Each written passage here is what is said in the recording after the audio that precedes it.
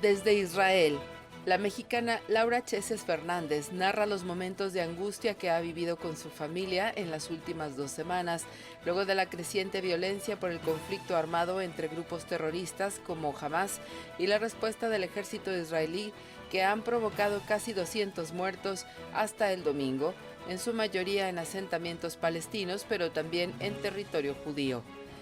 En entrevista, cuenta que en promedio escuchan hasta 10 alarmas antimisiles al día, que les obliga a detener cualquier actividad que estén haciendo para protegerse en uno de los cuartos habilitados como refugio, en el que cuentan con agua, electricidad, alimentos y hasta servicio de telefonía e internet.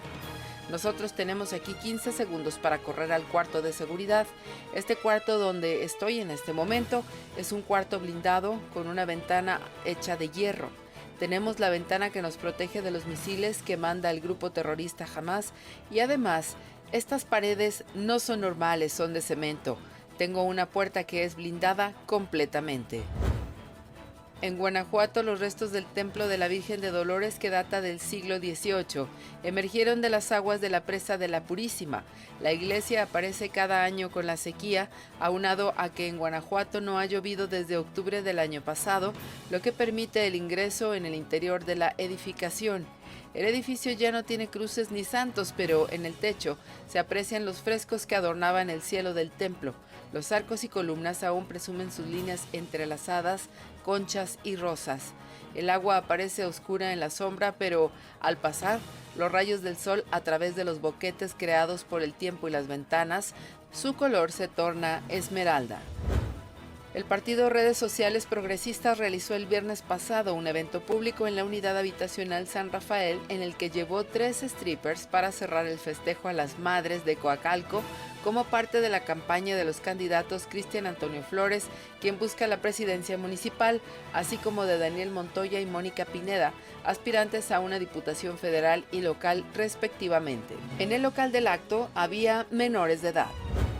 El primer ministro israelí Benjamín Netanyahu reiteró el domingo que fue legítimo el ataque al edificio en Gaza, derrumbado por un ataque aéreo israelí que albergaba una oficina de Hamas, además de organizaciones de noticias Associated Press y Al Jazeera de Estados Unidos y Medio Oriente.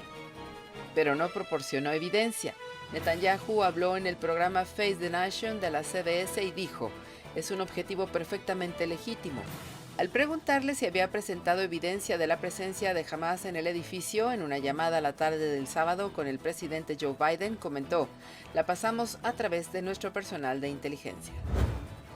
En París, Reporteros Sin Fronteras inició un procedimiento el domingo ante la Corte Penal Internacional tras los bombardeos israelíes contra un edificio en las oficinas de medios de comunicación en Gaza, al considerar que podría tratarse de un crimen de guerra, indicó un portavoz de la ONG a la AFP. Reporteros Sin Fronteras considera que apuntar voluntariamente contra medios y destruir totalmente y de forma intencionada sus equipos supone un crimen de guerra en virtud del artículo 8 del Estatuto de Roma. Recoge un correo con fecha del 16 de mayo enviado a la fiscal general Fatou Bensouda.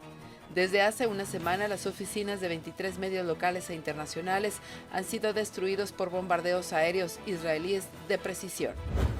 En Washington, la principal editora de Associated Press pidió el domingo una investigación independiente del ataque aéreo israelí que derrumbó un edificio en Ciudad de Gaza que albergaba a la AP, la transmisora Al Jazeera y otros medios, argumentando que el público merece conocer los hechos. Sally Busby, la directora ejecutiva de AP, dijo que el gobierno israelí todavía debe ofrecer evidencia clara que justifique el ataque que derrumbó una torre de 12 plantas en Al-Jalá.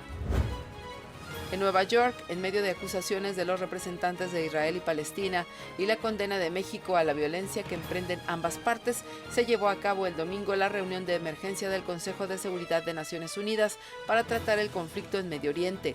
A nombre de México, el embajador ante la ONU, Juan Ramón de la Fuente, advirtió sobre el acelerado deterioro de la situación en esta región del mundo que, dijo, sufre de ataques indiscriminados, una retórica incendiaria y provocaciones de los protagonistas del conflicto que no hacen más que alimentar la espiral de violencia.